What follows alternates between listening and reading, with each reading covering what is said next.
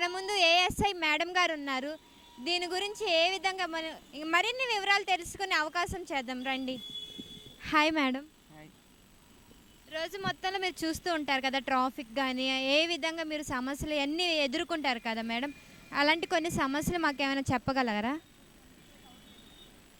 ఈ two wheelers కానీ autos కానీ ఏవైనా సరే ట్రాఫిక్ కొద్దిగా హెవీ అయినప్పుడు వాళ్ళు ముందు వెళ్ళిపోతాం అనుకొని ఓవర్టేక్ చేసుకొని ఎదుటి వాళ్ళని రానివ్వకుండా ఇది చేసేటప్పటికి ట్రాఫిక్ హెవీ అయిపోయి దాంతో ప్రాబ్లం అవుతుంది.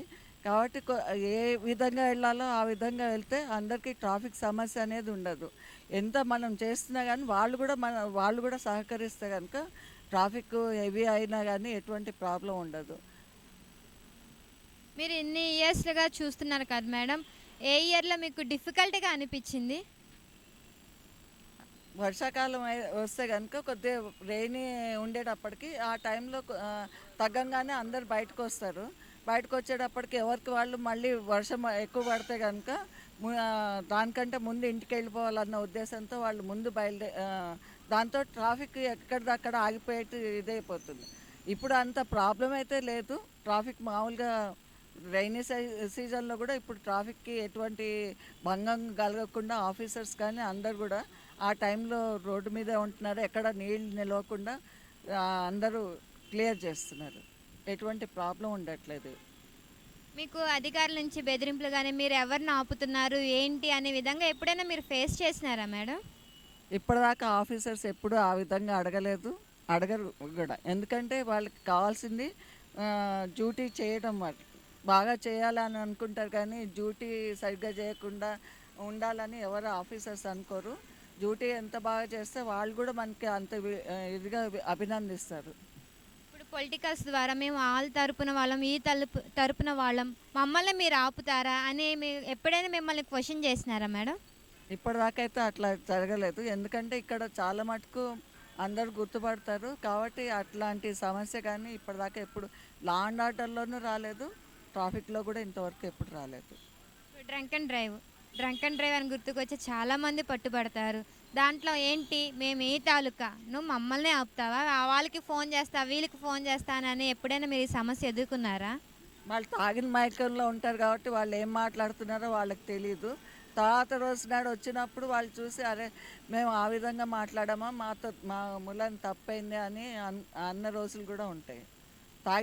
ఎవరైనా మామూలుగా కూడా తాగినప్పుడు వాళ్ళు ఏం మాట్లాడుతున్నారో వాళ్ళకే తెలియదు కదా. అలాంటప్పుడు మనం కూడా వాళ్ళు మాట్లాడారని మనం కూడా గట్టిగా మాట్లాడితే వాళ్ళకి మనకి తేడా ఉండదు కదా. ఇప్పుడు రాంగ్ పార్కింగ్‌లో పెట్టిన వెహికల్స్ ఉంటాయి కదా! సో, మా వెహికల్‌నే తీసుకెళ్తారా మీరు అనే బెదిరింపులు ఎప్పుడైనా వచ్చినాయా? అక్కడ అప్పుడు ఉండరు కదా, రాంగ్ పార్కింగ్లో ఉన్నప్పుడు వాళ్ళు ఉండరు. మన తీసుకొచ్చి పోలీస్ స్టేషన్లో పెడతాం కాబట్టి వాళ్ళ దగ్గర నుంచి అటువంటి సమస్య కానీ అటువంటిది రాదు. రాంగ్ పార్కింగ్లో ఉన్నప్పుడు వాళ్ళు ఉండనప్పుడే కదా మనం లిఫ్ట్ చేసేది. మీ ద్వారా ఈ సమాజానికి ఏమైనా చిన్న ఇలా ఉండండి, అలా ఉండండి అని సజెషన్ ఏమైనా ఇవ్వగలరా? అంటే ఈ యాక్సిడెంట్స్ గానీ తగ్గించే అవకాశం ఇట్లా ఉంటే మీరు యాక్సిడెంట్ ద్వారా తప్పించుకోవచ్చు అన్న సజెషన్ ఇవ్వగలరా మీరు?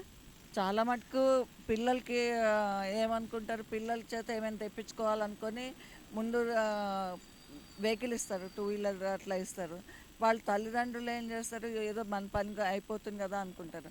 వాళ్ళు దాని తర్వాత వాళ్ళు ఏం చేస్తారు, ఈరోజు అమ్మ పంపించింది కదా, నాన్న పంపించారు కదా అని దాని తర్వాత రేసింగ్ వాటికి వెళ్ళటం అలా ఉంటాయి. కాబట్టి ముందుగా గుర్తుంచుకోవాల్సిన విషయం తల్లిదండ్రులు. పోలీస్ వాళ్ళకంటే కూడా తల్లిదండ్రులు మనం కొద్దిసేపు చూడగలుగుతాం, కేసులు వేయగలుగుతాం, కానీ తల్లిదండ్రులు ఎప్పుడూ ఉంటారు కదా. తల్లిదండ్రులు వాళ్ళకి నేర్పించాల్సిన విషయం మేజర్ అయిన తర్వాత లైసెన్స్ వచ్చిన తర్వాత నడిపించండి.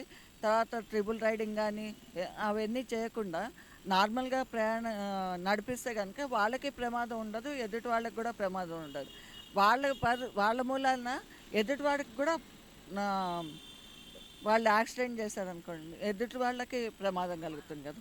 కాబట్టి మనం ముందుగా చూసుకోవాల్సింది అలాంటి స్పీడ్గా పోవటం కానీ ఏదో ఇప్పుడు క్షణికంగా ఆనందిస్తారు పిల్లలు కానీ, అరే మన బుల్లెట్ ఇట్లా పోతుంటే మనకి ఆనందం కలుగుతుంది, ఎదుటివాడు మనని చూస్తున్నాడు కదా అనుకుంటారు. దాని తర్వాత ఏమవుతుంది అన్నది వాళ్ళు ఆలోచించుకోవాలి. పిల్లలకి వెహికల్స్ కొనిచ్చేటప్పుడు ఎటువంటి వెహికల్ కొనివ్వాలి ఏంటి అనేది తల్లిదండ్రులు ఆలోచించుకోవాలి. మనం చెప్తే కాదు కదా, మీరు ఈ వెహికలే కొనివ్వండి అంటే మీరెవరు అంటారు. కాబట్టి తల్లిదండ్రులు ఆలోచించుకొని పిల్లలకి ఎలాంటి వెహికల్ కొని పెట్టాలి. వాళ్ళు కాలేజ్లో చదువుతున్నారు కాబట్టి ఫ్రెండ్స్తో ఉంటారు. అందరు మంచి వాళ్ళు ఉండాలని లేదు కదా ఫ్రెండ్స్.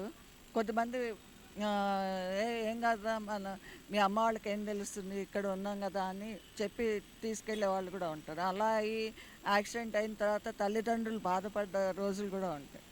కాబట్టి అలా జరగకుండా ఉండాలంటే మెయిన్ తల్లిదండ్రులు, కాలేజ్ సిబ్బంది, వాళ్ళకి మైనర్గా ఉన్నప్పుడు స్కూల్ మేనేజ్మెంట్ కానీ పిల్లలు ఏ వయసులో ఉన్నారు, ఏ విధంగా వస్తున్నారు అన్నది వాళ్ళు చూసుకొని వాళ్ళు అలాగ వస్తే కనుక పేరెంట్స్కి పిలిపించి వాళ్ళకి కౌన్సిలింగ్ ఇస్తే బాగుంటుంది.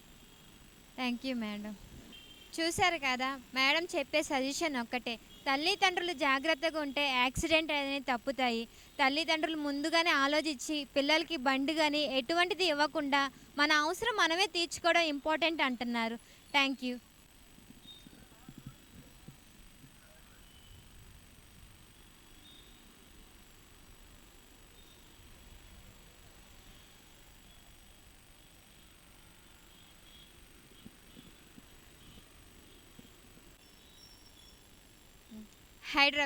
హైదరాబాద్ అంటేనే ట్రాఫిక్, రోజంతా ట్రాఫిక్ సిగ్నల్ దగ్గర కానీ ఎన్నో విధాలుగా ట్రాఫిక్ కష్టాలు కానీ ఎటువంటి సమస్యలు ఉన్నాయో ట్రాఫిక్ పోలీసులు గారిని కనుక్కునే వివరంగా మనం అడిగే ప్రయత్నం చేద్దాం రండి.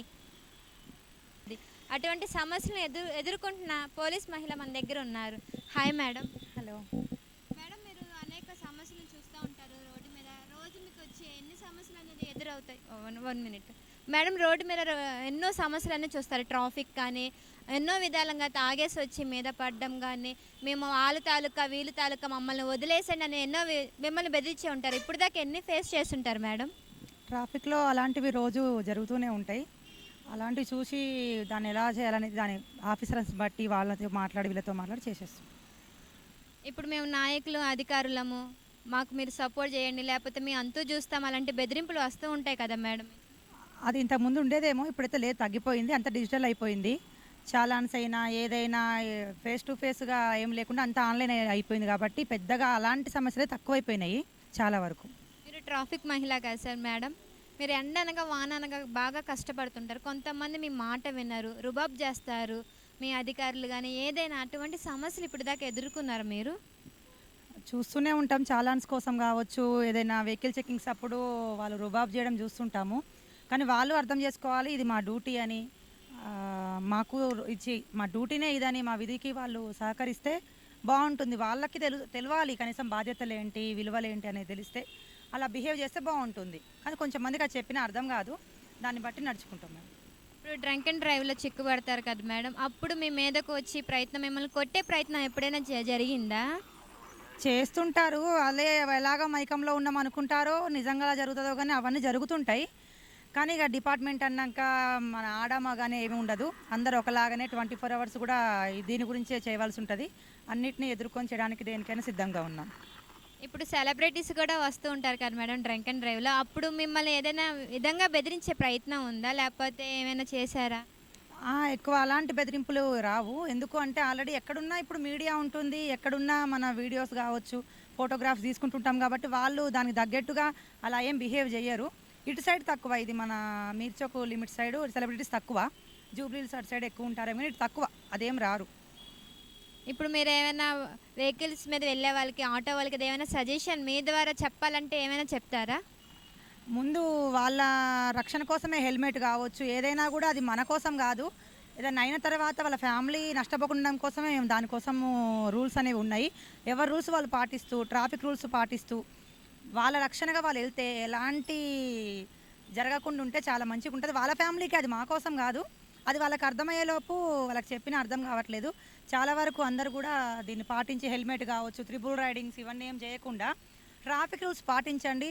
చలానాలు పడిన తర్వాత అయ్యో మేము ఇది కట్టలేము, అది కట్టలేము అనే బదులు ముందు మీ రక్షణ మీరు పాటిస్తే ఎలాంటిది ఉండదు. సిగ్నల్స్ పాటించండి, జంపింగ్స్ చేయకండి, అట్లా. Thank you madam. చూశారు కదా, ట్రాఫిక్ సిగ్నల్ దగ్గర కనీసం హెల్మెట్ మీరు అంటూ యూజ్ చేస్తే ట్రాఫిక్ సిగ్నల్ పాటించండి. మీ రక్షణ కోసం మీరే బాధ్యత తీసుకోవాలని చెప్పని అంటున్నారు. మీ ట్రాఫిక్ రూల్స్ అనేది పాటిస్తే ఎటువంటి చలన ఉండదని చెప్పని పోలీసుల ద్వారా తెలుస్తుంది. Thank you.